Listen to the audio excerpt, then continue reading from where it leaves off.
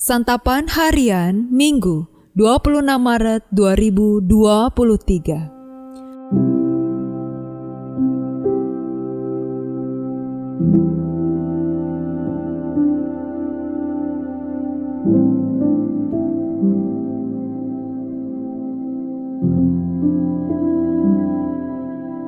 Inilah program Santapan Harian, sebuah program yang mengajak Anda menelusuri isi Alkitab, agar Anda menemukan makna firman Tuhan sesuai dengan konteksnya.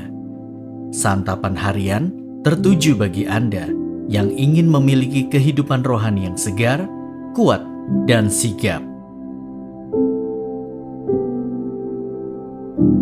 Hari ini kita akan membaca Matius pasalnya yang ke-24, ayatnya yang ke-29 hingga ayatnya yang ke-35. Namun sebelumnya, mari kita berdoa.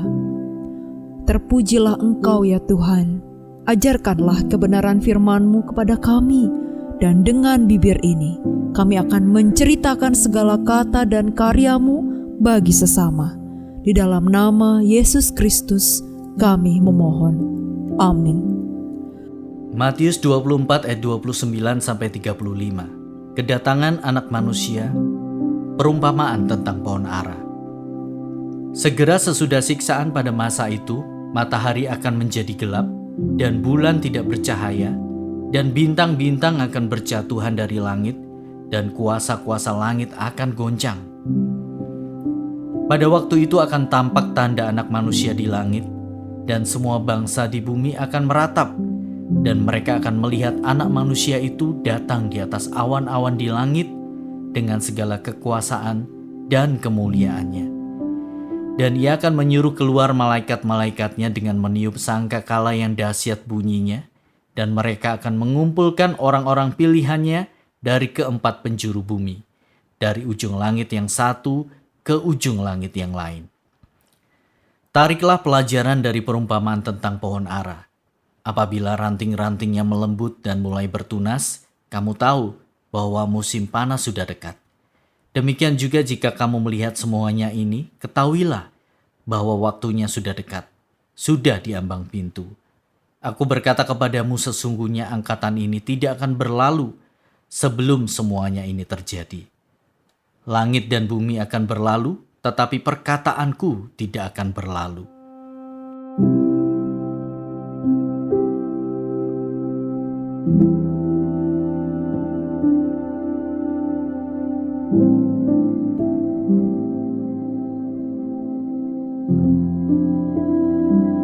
Sahabat Santapan Harian, tak jarang kita mendengar, "Ayo percaya Yesus, biar enggak masuk neraka."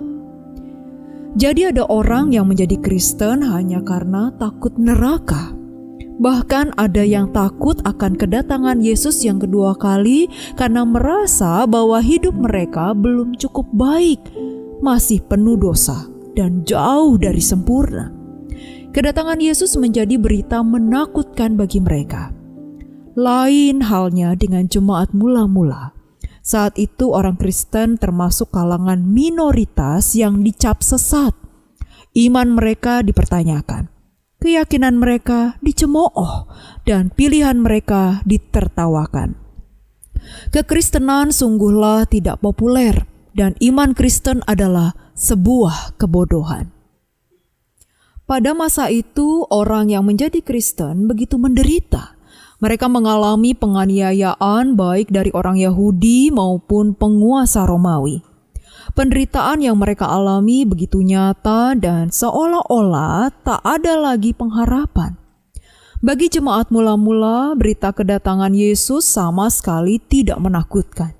Janji kedatangannya justru menjadi penghiburan dan kekuatan bagi mereka. Karena suatu hari semua orang percaya akan menyaksikan dengan mata kepala mereka sendiri bahwa yang mereka percayai tidaklah sia-sia. Ia akan datang untuk menyelamatkan kita dan juga menyatakan keadilannya. Setiap orang jahat akan mendapatkan ganjarannya. Janji kedatangannya juga menjadi penguat bagi mereka yang menderita ketidakadilan. Janji ini menunjukkan bahwa mereka tidak sendirian. Ada banyak orang percaya di sepanjang sejarah yang akan dikumpulkan dari segala tempat. Semua ini akan membuktikan bahwa firman Allah itu benar dan pasti. Injil bukan alat untuk menakut-nakuti orang. Injil Kristus adalah berita tentang kasih dan keadilan.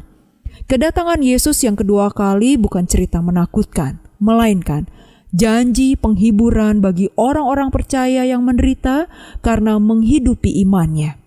Injil adalah janji bahwa semua perjuangan mereka tidak sia-sia karena mereka mempercayai Kristus yang benar, yang akan datang untuk memerintah di dalam kasih dan keadilan untuk selamanya. Mari kita berdoa. Tuhan Yesus, kami akan menunggu-Mu. Meski dunia ini gelap, penuh dengan kepedihan, penderitaan, ketidakadilan, dan ketidakpastian, kami akan menantikan-Mu. Meski tidak tahu kapan waktunya, kami akan tetap setia menunggu-Mu dan tetap senantiasa mengasihi dan melayani sesama. Di dalam nama-Mu Yesus Kristus, kami berdoa. Amin.